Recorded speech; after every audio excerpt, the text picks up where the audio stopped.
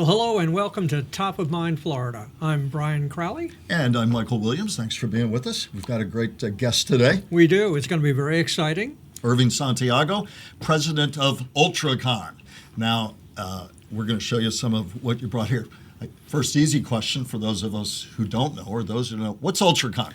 UltraCon is a Comic-Con. We're the largest Comic-Con here in Palm Beach County.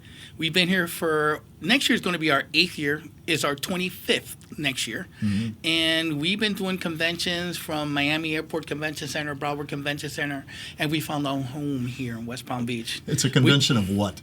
Oh my God, pop culture. We're talking about movie stars, anime. I mean, Ed, and Eddie, Ninja Turtles, right. The live-action Ninja Turtles from the 90s movie. We had them all.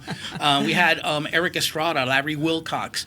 We had, oh my God, from Good Times, JJ, Dynamite. We've had him as a guest. We had Land of the Lost. Oh, we bring in a little bit for everyone. We had Elmo and we had Kermit the Frog also. Wow. Yeah, this year, we had 58 celebrities. Last year we had 65. The year before, 55, 50. So we tried all over the country. All over the country. Yeah. Oh God, yeah. And we also have vendors, from out Washington State. And we're at fairgrounds in Palm Beach County? Yes, sir, at the fairgrounds. Yeah. Yes, sir. Yeah, where the fair's been there for over 100 years. Wow. Were you a comic book reader as a kid? Oh yeah. Who wasn't? What's so special about this particular one? This is the first appearance of Green Goblin. Right. Back in the 60s? Back in the 60s, yes. Wow. Mm-hmm. This is number 14. Wow. Yeah, it's very sought after for collectors because it's the first Green Goblin and the first Spider-Man movie. Who was the villain? Green Goblin. I'm aging myself because I remember reading about the Green Goblin. Yes, what were your favorite comics? Well, the Green Hornet was one of my favorite comics. Yeah. I don't think, is the Green Hornet still around? The comics, yes. Yes. With the Green Hornet himself? No. Unfortunately, they tried to do a movie of it and it flopped. Now, what would a collector's item like that be worth? Thousands. I was like, I'm not going to start giving out specific numbers, nor should you, but thousands. And you've been a collector all your life? 52 years. Wow. Okay.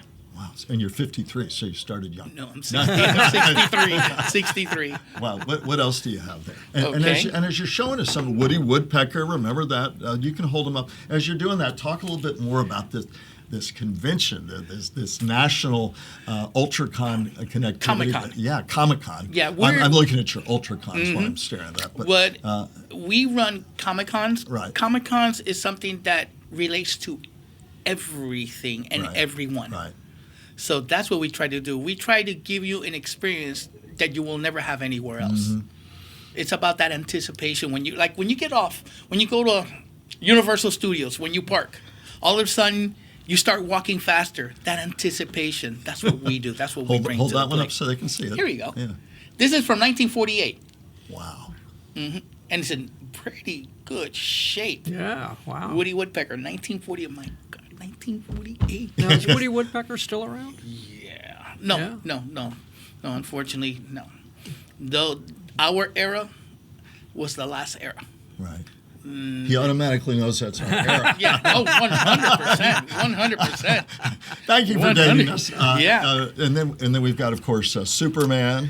This is from the 1970s. Right. Mego made Superman. Right. The company called Mego. The first Superman action figure was made by Mego back in the early 70s. How do you get your hands on all this stuff? I had over 600 of these. Wow. Yeah. Is it just a big network of people trading collectibles? Yeah, and buying things like that and selling. Yeah. And look at the back of the box. How big a business is this? Huge. Yeah, we'll talk about that. I've been very, very fortunate to buy 3 properties off collectible toys. Wow. I've sold 2 of them. I own 1, and they're all been paid cash. Right. It's been a blessing. There you go. You seem like a big kid. Talk about what got you into this. My godfather, when I was small in 1967, he took me to the store and bought me the first Formula One Hot Wheels back in 1967. I remember those 68. too. It was a box that had 4, and that's when it got started. And then my godfather, I was his only godchild. He spoiled me rotten. I got the first Hall of Justice, Batcave. When mind you, I was 4, 5, 6, 7. I had toys when I was a kid that a lot of kids never had. You know, Mark's toys. I love Mark's toys from the 40, 50, 60s. Oh my God, that's yeah. I love anything that has to do with space, like Johnny Apollo. You know, things like that. I know your wonderful wife, Star Trek. Brian. Yes. You're a big fan. Star Trek. Yeah, Brian. we love Star Trek. Yeah. Me and my wife, as a matter of fact, we're big aficionados. Yeah, Star Wars. Star Wars too, yeah. but Star Trek comes first. So you grow up, you're not 6 or 7 anymore. So when do you say, I'm going to make this a living? Back when I was 10 years old, my father passed away when I was 5, unfortunately, and his wish was for my mom to move us to Miami, to Florida. And my mom bought a house, and when I was 10, I started cutting all my neighbors' lawn. And I would charge $2, $2, 2 for the front, 2 for the back. And then I had a business at the age of 10. So half of the money would go to my mom, and the other half she would take me to Play World. And I would buy toys. Right. And I would buy cases of toys. And I would open some up, but the majority I would have cases. And then what she did, when she started seeing that I was doing a lot, she did an extension of 12 by 60 in the back, just for my toys. Wow. As I started growing up. And everybody in my family and friends, they say, why is he doing? She goes, he knows what he's doing. Leave him alone. Leave him alone. And, I was very fortunate, to have an insight on that as I was a young kid growing up, which was great. So how does the comic book world today compare to when you were a kid? It's changed because comic books, you look at it, everybody wants to be a superhero. That's why we all read comic books. Because in us, we all want to save people. We want to be a hero. We want to be an example. And that's what comic books do to us. And as we read them, you see what our superheroes do, and we try to mimic that as we grow up. And it is the truth. I mean, I love Captain Marvel from Marvel, 1968. That's my favorite superhero. Submariner is my other favorite superhero. From Tiny Comic back since 1938, 39. Right. But when he came back, when Marvel took over, they made his first comic book, and I have it. I have like 5 copies of it. I love that. And, it's little things like that, and also what I see nowadays is you have to get your mind going. You have to read. You have to get kids to start reading instead of being on the phone. You know what I mean? And that's a tradition that we have to show our kids, to show their kids what we did. And that's what comic book has done in my life. And toys. And when did you decide I'm going to do this for a living? Wow. I've been doing this for a living since 1986. Wow. Almost 40 years. Yeah. Wow. I've been in the convention scene since 1986. I started doing my own convention in 1992, the Super Toy Show. Yes. That's good. So you've got one, this might, Brian, you might watch this show. Oh, right? This was a great show. Oh, yeah. I remember F Troop, sure. F Troop, yeah. That was such a great show. I mean, a lot of people, the newer generation would not know what this is. Hold that still for the guys. Yeah. Here we go. The older generation knows exactly what this is. This is a #1 comic book. Wow. F Troop. And then here's one a lot of people may remember from back in the Spy Craze era, James Bond. This is probably one of my favorite Man from U.N.C.L.E. This is the first comic Man book. From U.N.C.L.E. This is the first comic book from Man from U.N.C.L.E. This is amazing. I mean, you used to watch that the American with the Russian, right? Teaming up together. Yeah. They were ahead of their 1964, I believe. Man from U.N.C.L.E. Robert Vaughn as Napoleon Solo. Napoleon Solo. Oh my God! Right? Yeah, I remember the day. Napoleon Solo. What a great name. But you only go for the classics. So some of what we're looking at, you just very rare. This is my stuff. Yeah, these are stuff that you don't find very often. And I have newer stuff. I have a little bit of everything. I have like 30,000 comic books in my collection. Wow. I should have kept my comic books as a kid. Yeah. Doggone it. Yes, sir. I Yeah. have a lot. But I enjoy. I love my world. Yeah. And I wouldn't change it for nothing in this world. Yeah. What else in terms? I'm still interested in kind of this ecosystem. So you trade with each other. You're constantly on the phone. You're online. You're talking. Just talk about the people who inhabit this world. You say it's an industry. It's a lot of fun. You have the big UltraCon Yes. convention here every year. But talk about the kind of people attracted to this and that world that most of us aren't in. Bring us into it a little bit. Okay, let me tell you a little bit about this.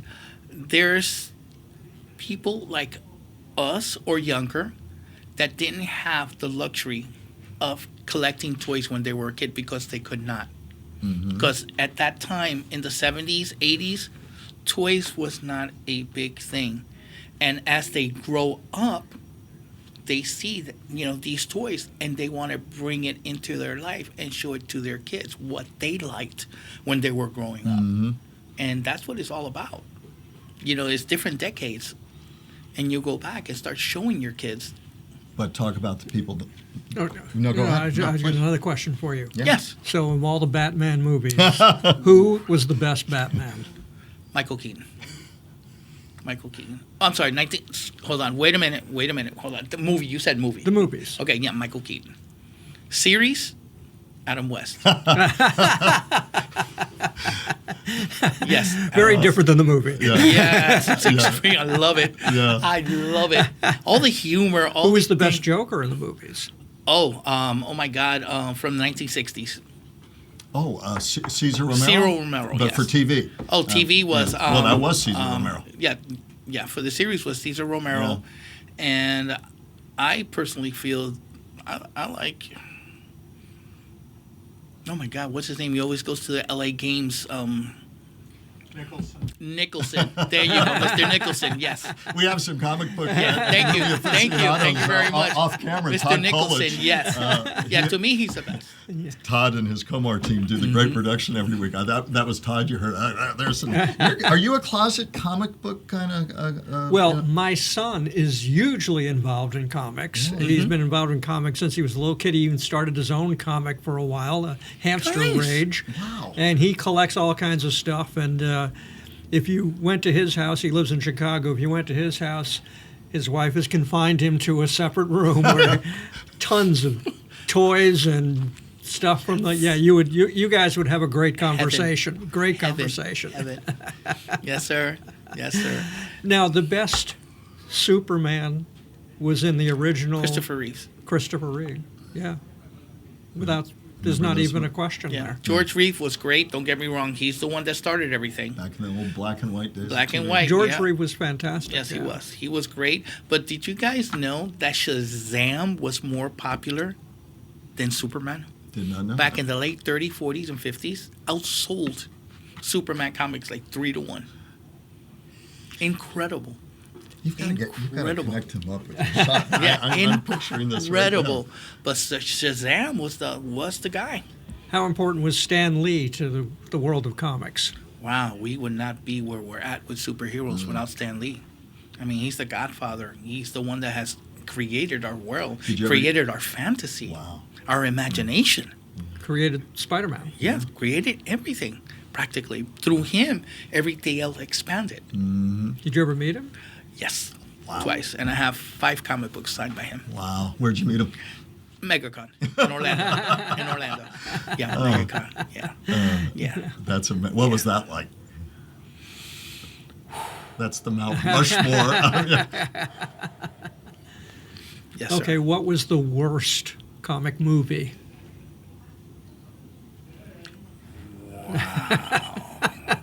There's been quite a bit. I mean, Eternals. No, I'm not familiar with that. No, Maybe that's why it's so bad. I'm not familiar with I that saw one. that one. Eternals. It didn't live up to its potential. If they would have followed the comic book series, it would have been a different story. They just changed it too much around. Wow. And it flopped. So in today's world, I mean, these used to be hand-drawn and inked comics back in the day, some of these originals. Is AI changing the world? How's the digital world changing the physical, the comic book world? Is it all going to go digital? Is it ruining your industry? I don't know about ruining, because the qualities of artists have gotten so much better because of the digital. Okay. Because of the quality, the contrast, and the art. I mean, the art of comic books nowadays, guys, is stunning. Does AI have a role or a world in that without consuming you? I don't know, but there's a good possibility that some may use it, a lot may not, because it takes the originality away from their work. So a lot of the old timer comic books, guys, drawers, artists, they try to stay away from AI. Mm-hmm. I guess in a way, AI makes there be more value to this because of the collectibles, the originals that actually might enhance the value of what you're doing. Yeah. Yes, AI is changing everything, my friends. Yeah. I mean, everything. My goodness. Yeah. Okay, what don't you have that you would absolutely kill for? Flash Gordon from 1936. Flash Gordon, wow. The ships. Wow. Yeah. And you said again, you're an encyclopedia of this stuff. I'm just fascinated by this. You have in your collection, you said how many comic books? 30? Over 30,000. And then toys, collectible toys. Okay. I want to start with Funko Pops. Funko Pops, I have over 23,000. G.I. Joe, which I didn't mention in this year when we were at Lynn over there, I was honored by the company Hasbro as the #1 G.I. Joe collector in the United States. Wow. And how many do you have? Back then, I had over 14,000 G.I. Joes. I had over 3,000 vehicles. Wow. And Transformers, I had over 3,000 Transformers. Now I got like 1,500. Sounds like a lot of dusting. Sir, I would need maybe 15,000 square feet to display everything. I have everything in containers. That's a lot of G.I. Joes to feed. Yes, sir. I'm down to like maybe 2,000 to 3,000. You definitely have more than the one room that your son gets to the house. Oh, my God. And Marvel Legends, I have over 5,000 figures of Marvel Legends. And I happen to know your wife is into this as you are, because otherwise... no, it wouldn't work. To tell you guys, this is my 5th marriage. Right. My previous 4 could not really relate to my world. Right. Why are you spending this money? Everything's paid. What's the big deal? Right. Wherever you want to do, whatever you want, you got. What's the big deal? And God put me someone, in my life that collects also. You collect wives like you collect comics. Oh, God. Yeah, you can say that. Yeah, you can say that. But you know what? I got to keep her this time. Good the for other you. ones Good couldn't for you. relate to my world. Yeah. And she's also off camera, so she's being very careful. No. She's amazing. I mean, she's the best thing that's ever happened in my life. Yeah, that's good stuff. I mean, we just went to Spooky Empire this last weekend, a horror convention in Orlando. We went up there together. We had a great time promoting our event for next year and meeting celebrities. Yeah. Your living is your life in your case. What a neat thing. Yeah. Oh, God, yeah. We're enjoying life. We enjoy life. Right. And it's great, guys. It really is. And you're on the phone all week talking to different collectors, looking for the next classic, buying, trading, agents, selling, setting up conventions. And agents. Oh, man. Yeah. Oh, yeah. Fun. I have collectors, constantly messaging, hey, would you like to buy my collection? Mm-hmm. I had one guy reach out to me from Ohio, another one from California, if I want to buy their collection. How have the people attending these events changed over the years? Oof, a lot. Because when you do an event, you have to give your guests value. That's what we do. What we do, all the kids that come to our convention, our Comic-Con, we give them a free comic book. All kids 10 and under are free. Nobody does that. Nobody. No big convention, corporate conventions do what we do. But to Brian's question, though, how have the people changed to come? I think a lot of people do not know that this exists here. And we're little by little expanding it and letting them know, hey, you have something really good in your backyard. Come on over. You know? Which is the truth. Sure. You know, people cannot relate to what they cannot see. Mm-hmm. You sound like obviously a very successful businessman, but like the kid who never wanted to grow up and didn't Yeah. have to in some ways. Yeah. Yes, sir. Yeah. Yes, sir. Yes, sir, Michael. Final thoughts about UltraCon, Comic-Con, Mhm. what you're doing, the orbit in which you live. Well, next year we're going to have 40 to 50 plus celebrities. Yeah, it's going to be September 18, 19, and 20 at the South Florida Expo Center, the fairgrounds. Yeah. And you will see us also there January, the beginning of January, no, the middle of January to February, where they have the fair. They have the fair there for 16 days, and we're set up there right next to the skating ring. We have a 10 by 30 promoting our event. We promote our event to everyone that comes to the fair because they don't know. They don't know. Yeah. They don't. Sum up your lifelong love for all of this. Oh my God, it's amazing. I love what I do, guys. I love what I do. Love what I do. And do you charitably give away some to those who still can't have stuff now? Oh, Talk God, about yeah. that piece of it. Okay, what we do, we'll go to the Boys Club. We donate it to the blood banks, tickets and things like that. Autism, we help autism. The science, the Cobb Science Museum, Mm-hmm. we also work with them. Mm-hmm. So, we try to get out there. And this coming year, we're going to be trying to work with everyone. Because I'm a big kid. And you can't forget the little kids that are growing up. You have to give them some sort of structure. Build that imagination, guys. You have to. If you don't, we're failing. We're failing. You got to teach them. Not only just being on your phone, but let them know that, there's a world beyond your phone. Mm-hmm. And that's what we try to do. Irving Santiago, heading up UltraCon, and thanks for letting us in on your world a little bit. Appreciate it. Thank you. And our website is ultraconcity.com. Thank you very much. Thank you. Thanks for being with us this day. Take it away. Well, the Green Lantern is still my favorite. Good day.